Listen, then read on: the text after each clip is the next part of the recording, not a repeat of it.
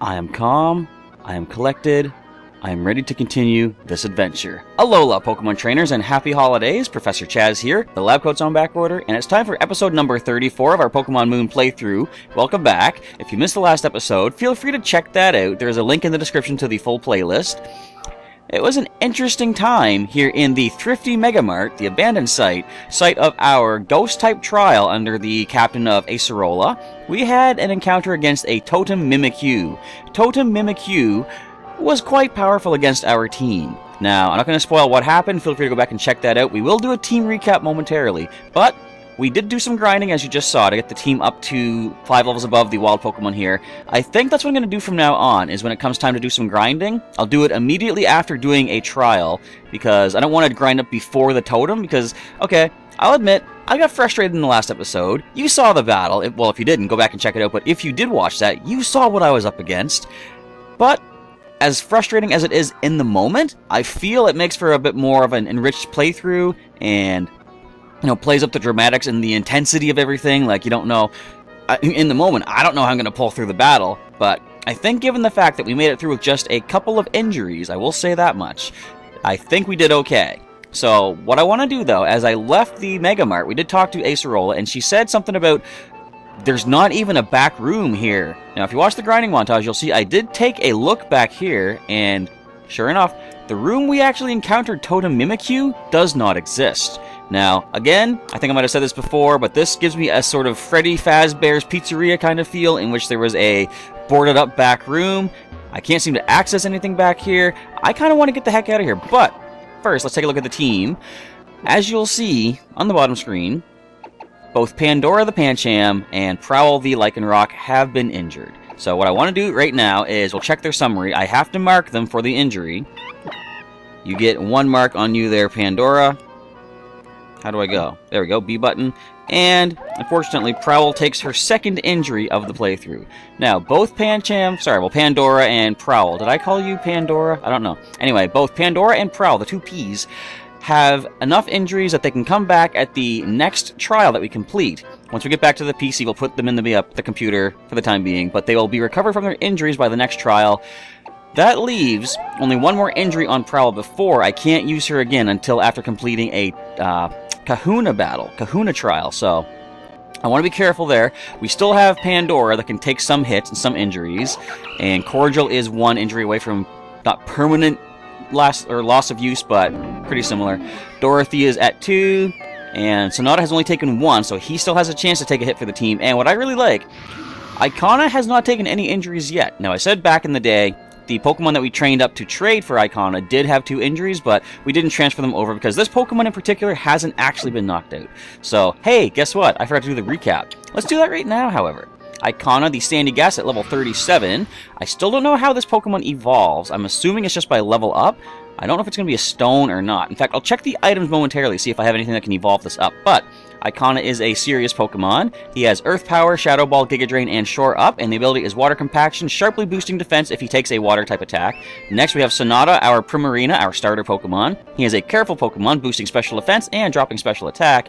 Torrent is the ability. Item is Metronome, powering up the repetitive use of one move, which I think powers up Echoed Voice as well, which it itself powers up after repetitive use. Of course, we didn't really make use of that here with all the ghost types, but Sparkling Aria and Aqua Jet also on there, plus Sing as well. Next we have Dorothy the Drift Blim at level 37. I got the whole team to level 37 if you didn't notice. And the Unburden ability, boosting her speed if she uses or loses her held item. She is a quiet Pokemon, boosting special attack, dropping speed, Hex, Gust, Thunder Wave, and Minimize for the moveset. And the last current active team member is Cordial, our Serena. She is a hasty Pokemon, upping speed while dropping defense. Queenly Majesty is the ability that prevents all priority moves from being used against her, which I love so much. She has Trop Kick, Aromatic Mist, Stomp, and Rapid Spin. Now, with all that being said, let's get the heck out of this spooky, creepy place. I have to go deposit some Pokemon. Now, since the last episode did go extended, hang on, who do I want to lead with? I'm going to lead Sonata.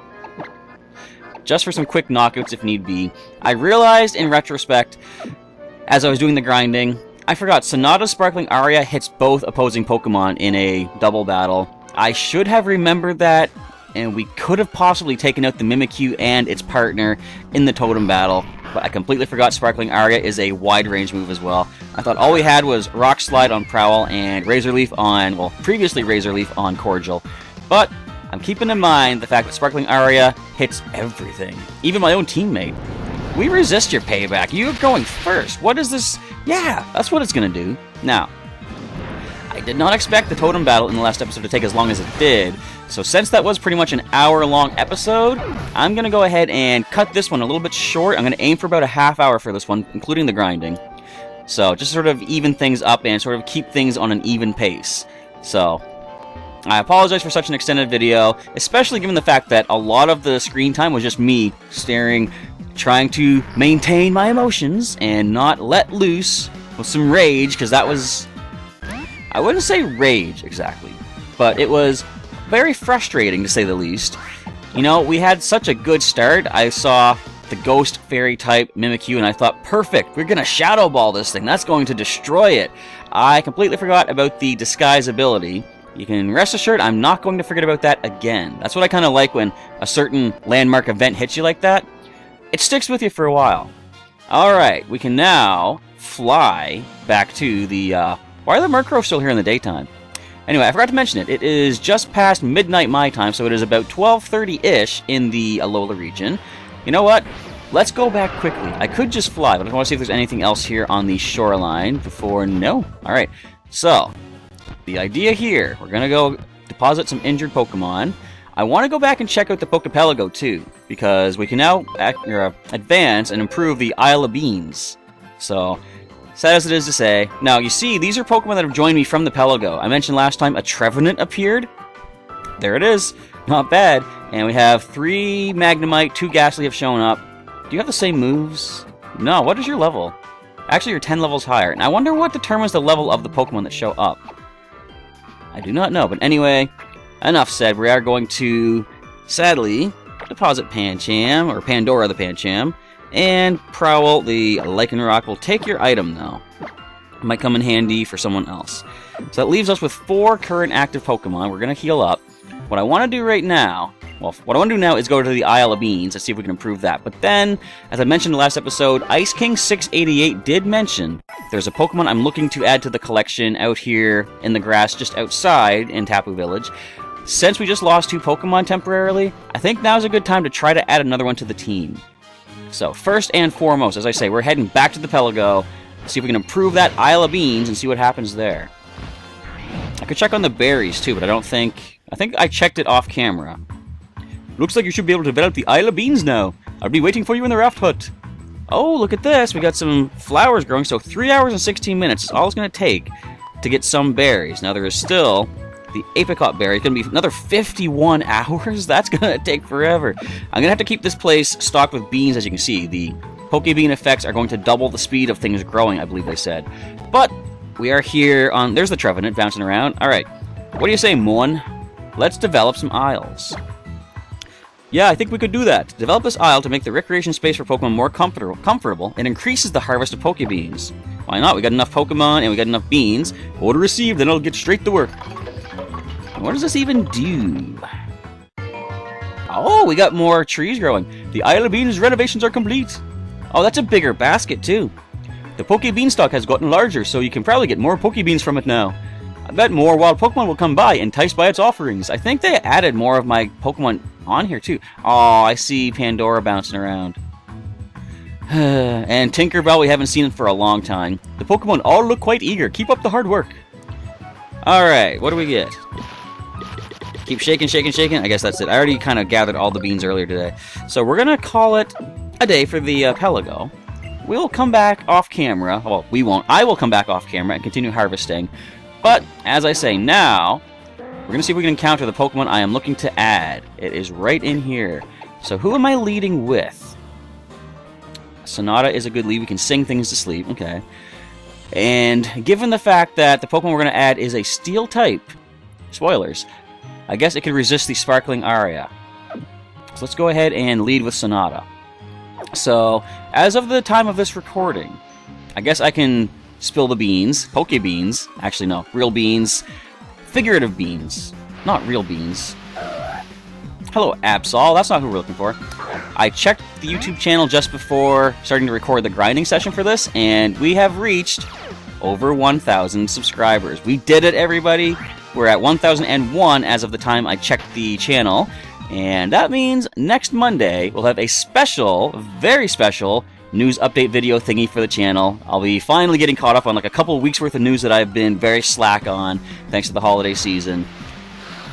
And that's not who we're looking for either. But it is time, as I mentioned last time, I'll be opening this in the news update video thingy on Monday, the Pikachu EX Red and Blue collection for Pokemon TCG. The code card for this is going to be up for grabs for anybody that answers the question of the day in that video. And in addition to that, as I've mentioned several times, we have the Pokemon TCG Alola Collection Moon version. I'll be doing a physical mail-out of the sealed box to somebody for answering the question of the day for that 1,000 subscriber celebration. So, I'm glad we made it. It's just before the end of the year, too. And I was going to talk about this in the last episode if we got to this Pokemon hunting session, but we didn't. So I guess now's a good time to mention it. People have been saying they can't wait for the year 2017 to begin because some bad stuff has happened in the year 2016, you know? Right near the end, we're hearing a bunch of negative, bad stuff and everything, and I don't want to get too in-depth with it. It's kind of a sad topic, and it's, you know, this isn't the place for a sad topic. Well, I suppose any topic could go, but I kind of don't want to bring the mood down, so to speak. All I will say is, certain things... Oh, hello, Gumshoes. Certain things have happened recently that makes you realize, you know, you don't have all the time in the world to do what you want to do. So, this might sound a little bit cliche, and I haven't really prepared any sort of a speech about this. This is just kind of off the fly, off the top of my head. But if there's something that you want to do, you want to accomplish, don't wait to try it, you know? Maybe you're a little bit nervous to try it, or you don't think you'll succeed. Just try it, because you never know what the future might bring. And if you succeed... What's a Pelipper doing here? If you succeed, great. If you don't, at least you'll know. And I found sometimes regret... You've got Drizzle? Is that new? That's not... Would that be a hidden ability? Whatever. Anyway, sometimes regret can be a much greater pain than maybe, say, embarrassment for trying something and failing, or just, I don't know. Basically, sometimes you find you'd rather know for sure one way or the other if you're not, not sure about something, rather than never know and think what could have been. So, as I've been saying, something I really want to get started on in the new year is trying to focus back on working on my own comic book series that I created called Dotman. I mentioned that just probably a couple episodes back. These are characters that I've created back since I was like 10 years old, so, many, many, many moons ago. And these characters, the characters I've created in the comic books, they're going to be, I see them as like my legacy. So beyond my own time, I've got so many ideas and so many adventures for characters and stories, and all these ideas just kind of swarming around in my head. I feel like if I don't tell the stories of these characters that I've created, no one's going to. I have them written down in, I have like a document saved on the computer, but if nobody hold on one moment. This is the Pokemon I've wanted to add ever since I saw it. Look how adorable. I want to just wait. I want to see some nice cutscene imagery of this Pokemon. What a beautiful little Pokemon. I love it. Sandshore's been one of my favorites just the way it looks. Sandslash, not as much. I mean, combat-wise, I like Sandslash more, but look how cute and cuddly this thing is. And with the ice and snow covering it even more, it looks even more adorable. However, this is the first Sandshrew. I want to wait till I find my 5th one. Is that going to come back to kick me in the butt by taking too long? Possibly. But I guess if nothing else, if we get to the end of the half-hour episode and we still haven't encountered the 5th one, I might extend it to the next episode, or even just maybe encounter the other, the first 4 off-camera and come back with the 5th one at the start of the next episode. But we'll see what happens. I'm going to sort of play this by ear. But anyway, as I say, my characters in the Dotman comic books, I was doing comics for them for quite a while. I got up to 20 issues, and I still have ideas for like hundreds more issues, but it's just tough when it's a one-man operation. I don't have like a whole team of people working on it, and it's just like my own idea. But what I do want to do at some point, assuming I can get the technology and stuff to do it, I want to start doing animations on the channel to sort of highlight the adventures that Dotman, my main character, and all of his friends and enemies have gone through, because it's kind of the thing that if I saw somebody else doing this, I would be a fan of the adventures. I guess if you're ever going to create something yourself, you have to like it enough that you want to share it with other people.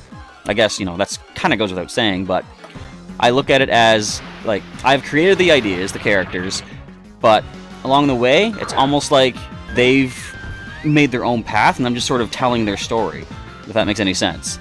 I know it's me creating it, but it's all in, like, as time goes on and they sort of develop their own character personalities and quirks and such, that leads into more story ideas, so you could say the story sort of takes a life of its own eventually. But, as I say, that's going to be what I see as my legacy to leave to the world, and, I'm having fun doing these videos here as they are. I love Pokemon. It's one of my favorite game series of all time, but this Primarina, this Gumshoes, these aren't my creations. As much as I like them, I'm not invested in having created them. I guess in a way you could say Sonata is my own specific Primarina, but anyway, that's sort of a little side note. But Dotman and my other characters of the comic books, they are my creations. I see them as my kids, and I kind of want to do what I can to make sure they get out there before, basically, as sad as it sounds, before time's up, before time is too late, if you know what I'm trying to say. So, hopefully, in 2017, I'll be able to do that. I'm thinking if I can start doing some animations and show essentially some ideas of the adventures that they're going to have and just the potential that my characters could have, who knows, maybe I'll be able to build that into something else. I was speaking with an animation studio around my local area, like many years ago, but the idea was they wanted to put together a little animated trailer to show off what my kind of story is all about, and possibly start putting that word out to different studios that might want to be able to fund a full series. Now, the downside is, unfortunately, it would cost too much out of my pocket to be able to put together this trailer, and it wasn't in the cards for me at the time. It still isn't, but who knows? Maybe with some support from doing my YouTube channel and people out there that might be taking an interest in it, it could happen. Who knows? All right, so after all this time, we still only have found one Sandshrew. This has to be number 2. Come on. Show me the Sandshrew. And the problem is, I've been thinking all day, I still can't think of a super amazingly awesome nickname for the Sandshrew. I don't know, I got like an idea bouncing around. It seems too simple. I mean, I might have to go with it if I can't think of anything else. If I do catch it in this episode, I'm gonna name it on the spot. I guess I'll have to wait and see what the gender is, too. And we still haven't found our second one just yet. So, I guess this would be a good question for people to leave some feedback on. Of all the Alola forms that have been revealed, and there's probably still some that I haven't seen yet, like, if there's a Alolan Geodude, I'm sure there's a Alolan Growler and a Alolan Golem. I haven't even seen them yet, but I don't know if there's any other Alola forms that I might not have been expecting yet, but if you know them all, or if at least you know some that you've seen already, maybe through my playthrough, or on the Pokemon Sun and Moon website, or just anywhere in general, which one would you say are your favorite Alola forms? And it's kind of interesting. I was really, what was I going to say? Not determined, but I was pretty certain that if we had an Alolan Marowak, we would see Alolan Cubone. But apparently that's not the case. But isn't it weird? We have a ground-type Cubone that evolves into a fire and ghost-type Marowak. So it completely loses the ground typing. I think they said something on the website about how Marowak have evolved to counter their natural predators, like, grass types and ice types, becoming fire. But, like, does that mean Cubone have been evolving to become fire type like that? And for that matter, that doesn't really cover your water type weakness now, does it? It actually keeps your weakness to water while adding ghost and dark. But who am I to question evolution? I am no Charles Darwin. I'm just Professor Charles. Chaz, short for Charles, of course. I think I said that before. But, I don't know. So which one would you say is your favorite Alola form? As for me, I'm going to say I really like the Alolan Sandshrew. Despite how little sense it makes, because we're here in the tropical regions. Why would there be an ice type? I won't question it too much. I remember when Alolan Sandshrew and Alolan Sandslash were first announced, and they were revealed to be ice and steel type. I heard people saying that that's a terrible typing. It's got double weakness to fire, double weakness to fighting. It's also weak to ground. And I'm not going to say that's not true, because it definitely is true based on typing. But I look at that, I look at a nice Alolan Sandshrew, and I think, you know what? Perfect switch-in is my Flash Fire Chandelure, holding Air Balloon. That's going to be immune to all three of the Alolan Sandshrew's weaknesses. I don't want to attack this thing. So, on its own, yeah, maybe the typing is pretty bad for Alolan Sandshrew. However, in a team, it could work. So, I don't know, who knows? I like to think I like to think all Pokemon have some decent potential if the trainer behind them puts enough strategy behind what they can do. And I want to make sure we have a Alolan Sandshrew ready to roll if I can finally find one. Now, Ice King 688 did mention that they are a pretty rare encounter. When they left that comment, I went ahead and checked this area. My third encounter was an Alolan Sandshrew, and I didn't save the game or try to capture it at that point. I want to do it on camera. But I guess we're now seeing it is a pretty rare encounter. I wonder if they're more common further up. See, knowing that they're an ice type, I expected that it wasn't going to be until we get close to the, what I now know is going to eventually be the Pokemon League at the top of Mount Lanakila. I thought, are we not going to be able to find these Pokemon until very close to the end of the game? Because, I wouldn't have been happy about that, because, I want that Pokemon as soon as possible. So when Ice King 688 left that comment, I immediately came here, searched the grass, and as soon as I found the Alolan Sandshrew pop up, I was like, yes, we can get it much earlier, because we still haven't been to Pony Island yet. That's a whole other island for us left to check out. And we haven't completed with Ula Ula Island either. And we won't until we can find that Sandshrew. But I got my frustrations out in that last episode against Totem Mimikyu.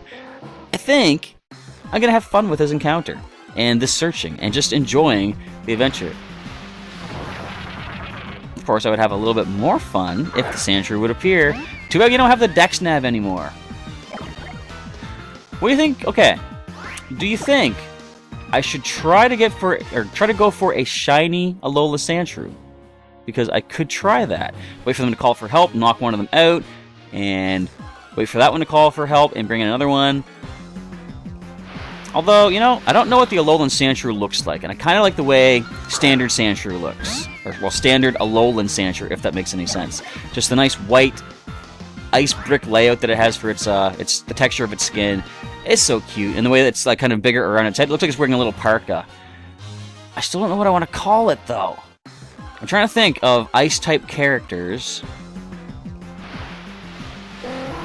Just show me another one, please. I want to see another Alolan Sandshrew. I only saw one. Wouldn't it be something if they made a wild encounter that only appears once in your game? That would be annoying. I mean, I guess they do that with certain legendaries and stuff, but those are legendaries. What if they made a common species that only appeared once? Oh, that reminds me. As I was doing the grinding, you might have noticed that we encountered a wild Mimikyu, so they do exist now in the Thrifty Mega Mart, and it actually called for help for another, another wild Mimikyu. Of course, both have Disguise. That made for a pretty annoying battle. But as I remembered, we do have the Sparkling Aria hitting everything. Oh, wait, no. It was during that fight that I remember that Sparkling Aria hits everything.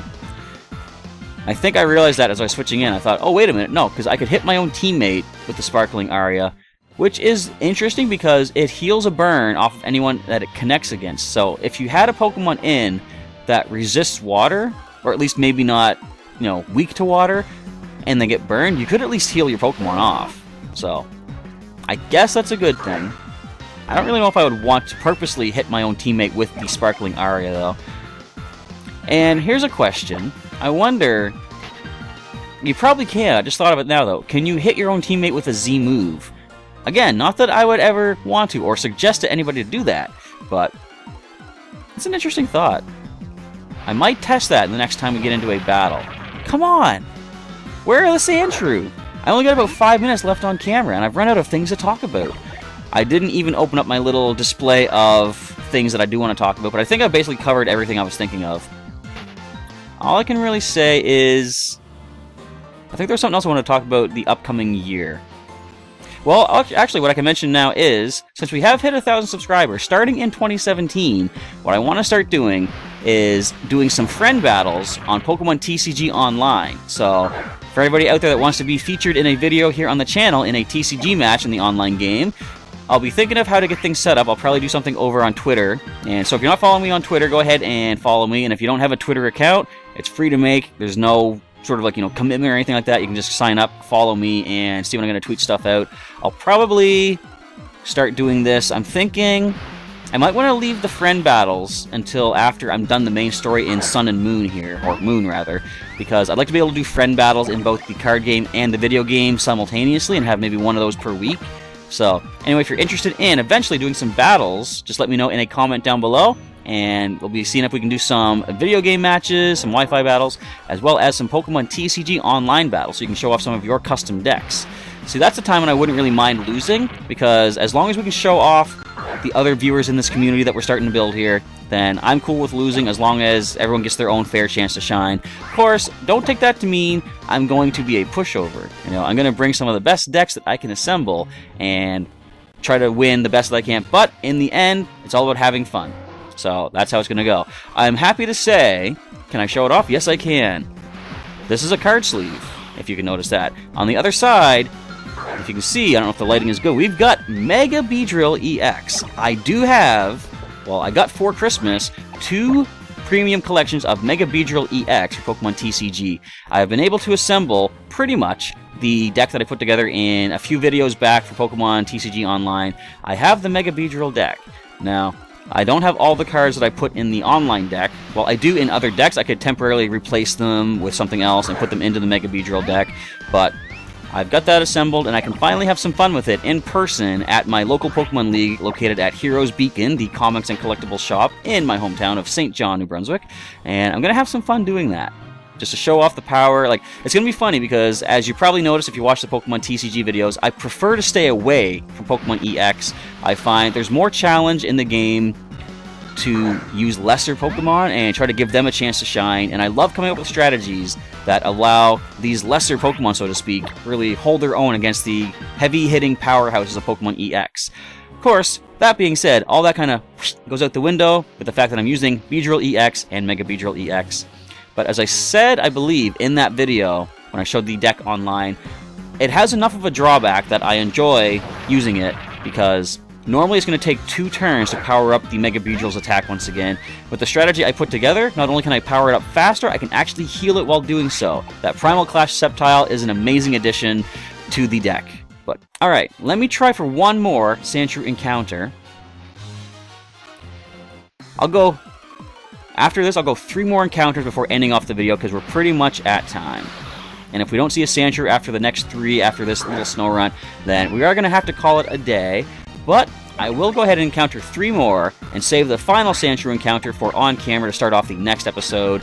I suppose what I'll probably do is start recording and wait until the Sandshrew pops up and then do the intro. So in tomorrow's episode, let me think, this is for Thursday. Yes, in Friday's episode, we will see... Oh wait, there's a second one right now.